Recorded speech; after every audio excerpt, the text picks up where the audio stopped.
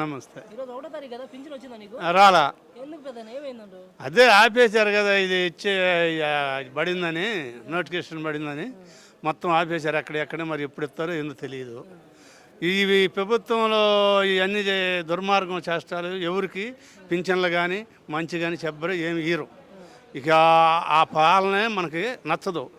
ఇంతవరకు చేసిందాంటూ జగన్ గారు చేసిందాంటూ ఏమాత్రం పొరపాటు లేకుండా మొత్తం సకిలేకం పేదవారికి మొత్తం సకిలేకం పంపిస్తున్నాడు.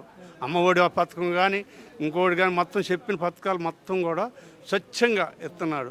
ఈ పరిపాలన వచ్చి అసలు నోటిఫికేషన్ పట్టడంతో ఈ పింఛన్లు ఆపటం అనేది పెద్ద దుర్మార్గం. రాలేని ముసలోళ్ళు ఉన్నారు, వృద్ధులు తెల్లారేళ్ళకే 5-6 వచ్చి తలుపు తట్టి వాలంటీర్లు ఇస్తున్నారు. వాలంటీర్లు చెప్పిన మాత్రానే వీళ్ళకి ఓటేమన్నా తగ్గిపోతుందా? నువ్వు చెప్పినా కానీ ఎవరు మనసులో ఉందో వాళ్ళే వేస్తారు, కానీ నువ్వు చెప్పినట్టుగా వేయరుగా. ఆ వాలంటీర్లను తీసేయటం పెద్ద దుర్మార్గం. అలాగే బయట చూస్తే ఎండలు బాగున్నాయి, మరి ఇప్పుడు సచివాలయంకి వచ్చి తీసుకెళ్ళమంటున్నారు, మరి ఎట్లా? అదే పెద్ద సమస్య. వాళ్ళు అల్లాడిపోతారు, ఈ ముసలోళ్ళు వృద్ధులు రాలేరుగా. మరి వాళ్ళని ఎట్ట చేస్తారో ఏమిటో మనకు తెలియదు. దాన్ని చూస్తే కానీ వ్యవస్థ అంతా కానీ జనం తిరగబడరు.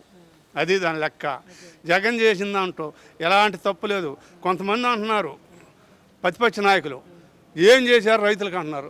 ఒక్కొక్క రైతు ఈ 4 సంవత్సరాల లోపల నట్టపోయిన రైతుని గుండె మేము చేసుకొని చెప్పమనం. మొత్తానికి మాకు నీళ్ళు వద్దయ్యా అనే పరిస్థితిలో ఉంది. ఈ సంవత్సరం మట్టికి ఎందువలన కానీ తేడా పడింది, వర్షాలు లేక కానీ నీళ్ళు తగ్గిన మాట వాస్తవం. అయినా కమ్మని పంటలు పడినాయి, మొక్కజొన్ననుకో ఏదన్ననుకో. అంతకుముందు పోయిన సంవత్సరం మిరపతోటలోళ్ళకి ఒక ఎకరానికి వచ్చి రైతుకి 75,000 క్యాష్ ఇప్పించాడు.